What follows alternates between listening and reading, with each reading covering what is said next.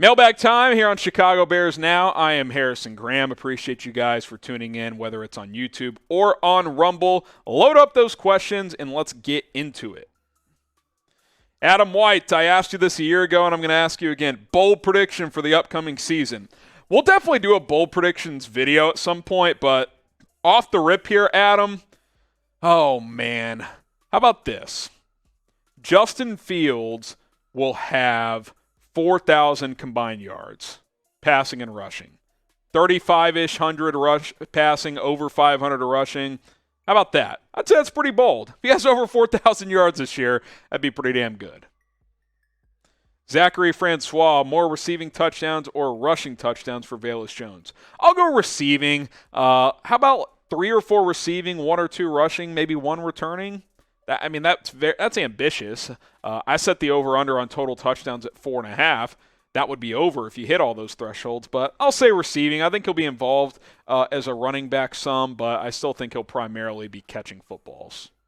Sangray Kim has joined us. Trust not a man's word, but his action. Poles is talking all the talk about Buston being his guys. No action in terms of helping him. He'll be cut soon. Cut soon? Wow. Why would you cut him when 15 teams would trade for him, number one. So I don't agree. And we can disagree. That's the beauty of Bears Now. It's all good. I'm not gonna block you on this channel or anything because some of you guys, I have to block people who put hate speech in the chat. I'm just not going to stand for it. But this is not that. This is a healthy debate. I hope I'm right, and if I'm wrong, I'll be the first to admit. But we're nowhere close to being at the point where you could declare this guy as a bust.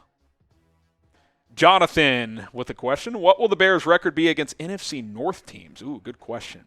Obviously you play them all twice, so 6 games. I think 3-3 would be pretty respectable. Split overall. Obviously, if you can sweep the Lions again, that really helps.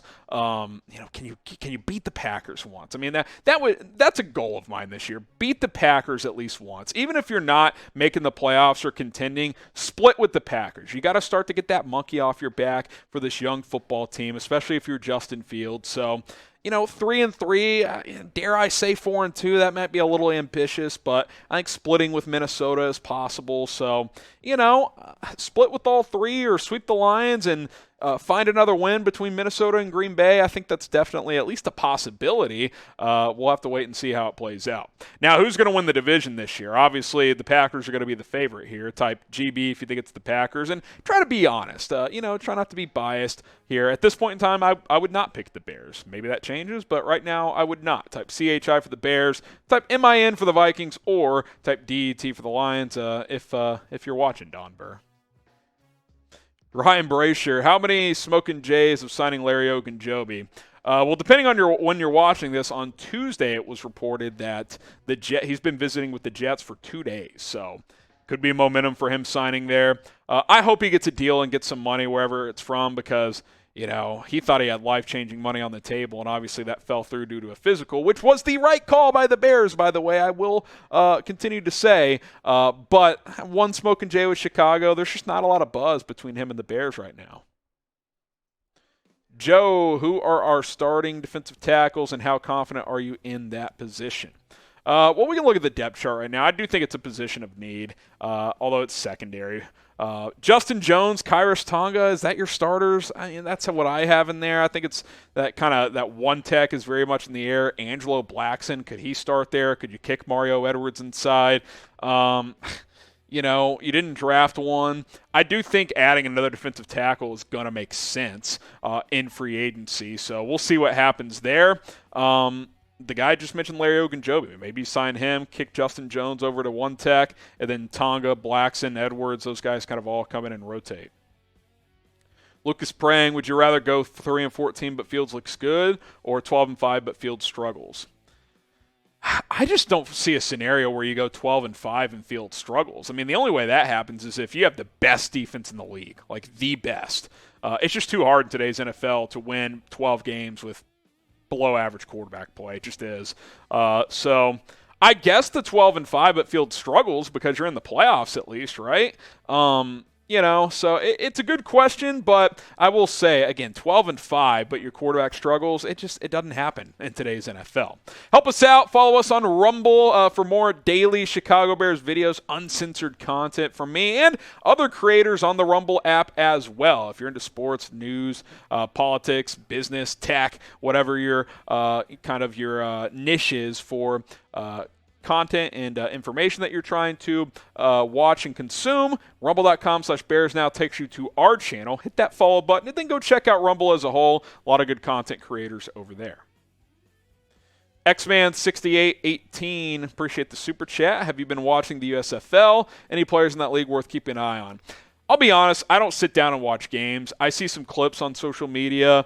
I've kept an eye on a former player that went to my college, TCU, Cavante Turpin, who I loved in college. Kind of a little 5'7", 5'8" gadget guy, good speed, good returner, but you've got plenty of return type of guys, so I don't think he's a guy they would go out and get. But there's a few decent receivers I've seen. It's hard to tell how good they actually are, though, because they're going up against middling competition. So not middling, but not NFL competition, right? So I'll be honest, not watching it super close, but I've seen a little bit. Daniel Watson, what do you think about Getsy's words on St. Brown? I have a feeling we are highly underestimating his value with Getsy. It's possible. Listen, if St. Brown comes in and catches 40 balls for 500 yards, let's ride. That would be great. I just don't have a ton to go on with him. He's been in the NFL for 4 or 5 years and just hasn't been productive. So, look, he's 6'5", he can run. He's got the tools. Maybe Green Bay wasn't utilizing him properly. But I'll say this, Getsy was on that staff when he wasn't producing. So maybe Getsy had bigger plans and, Nathaniel Hackett and that coaching staff didn't utilize him well enough. Possible. We'll see. Cal Dyer, would you rather have RG3 start or Trevor Siemian if Fields goes down for the whole year? If Fields goes down for the whole year, I want the guy to start that gives you a better chance to lose. I want to go 1-16 if Fields misses the whole year. Don't want to go 0-17. No one wants that. But in all seriousness, if Fields got hurt, say, in preseason or training camp and missed the whole year, I'd want to tank this year. That would be my approach. So probably RG3 because he hasn't played in a year and he'd at least be more entertaining. But I do think Simeon's a better backup, if that makes sense. Kevin Murphy, most underrated Bears players. It's a good question. Underrated. I think an underrated player nationally still is David Montgomery. I think he's a really good football player. I think that they've had so many changes now on the roster. Khalil Herbert's another guy. I don't think the national media and NFL fans even know about him. I think he's a good runner. It's really tough. Let's go. Lucas Patrick, I would say, is underrated. He hasn't played for the Bears. He's a good starting center in this league. I think Mario Edwards is an underrated player. Nick Morrow hasn't played for the Bears yet, but he's an underrated guy. There's guys. Some of their underrated guys are no longer here, but those are a handful. Those are 3, 4, 5 guys that I think are underrated. Now, who's the best or your favorite Bears player ever? That's the question I have for you to turn the tables on you. How the turntables, right? Everybody watches The Office. Favorite Bears player ever? Let's hear it from you guys down in the comments section. I'm curious. I want to know.